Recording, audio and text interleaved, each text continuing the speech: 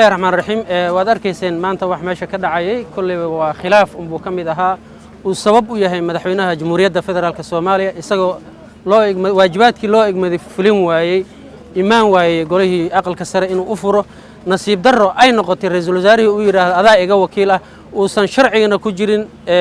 jirin furitaanka ra'iisul wasaaraha uusan shaqo ku yeelan karin hadii madaxweynaha la waayo uu furi lahaa gudoomiyaha aqalka sare uu yiri ra'iisul wasaaraha hadii aniga aanan furin wax shaqeynaya male taa marka waxaan u aragnaa waa nasiib darro dhacday oo madaxweynaha mas'uuliyaddeeda qaadan doona hadii Ilaahay yiraahdo arinta waxa sabab u ah khilaafkii soo socday oo xallin way madaxweynaha Jamhuuriyadda Federaalka Soomaaliya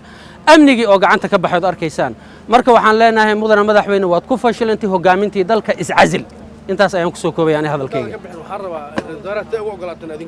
ra'iisul wasaaraha ama waa tagaya meesha ma fariisanaya azumaad ayaa markii hore loo diray inuu marti sharaf ahaado laakiin way dhaaftay waxay noqotay baashi kaaba galaasnimadiisa inuu la yimaado golaha aqalka sare uu yiraahdo hadaan aniga furin wax soconay male taa ayaana sabab u noqotay waxaan leenahay hogaamiyaashii dalka way ku fashilmeen iscazila hadalkaas micnihiisa marka awood baa la adeegsaday marka waxaan leenahay arinta madaxweynaha Jamhuuriyadda Federaalka Soomaaliya asaga ayaa sabab u ahaa in maanta wax meesha ka dhacay ay dhacaan marka waxaan leenahay mudana madaxweyne dalkii waad hogaamin waasi amnigii baad ku fashilantay isu keenadii labada aqal ayaad ku fashilantay waxaan ku leenahay mudana madaxweyne iscazil dalku wax u maad qaban karto u baneey dadka ummadda hogaamin lahayd hadii Ilaahay yiraahdo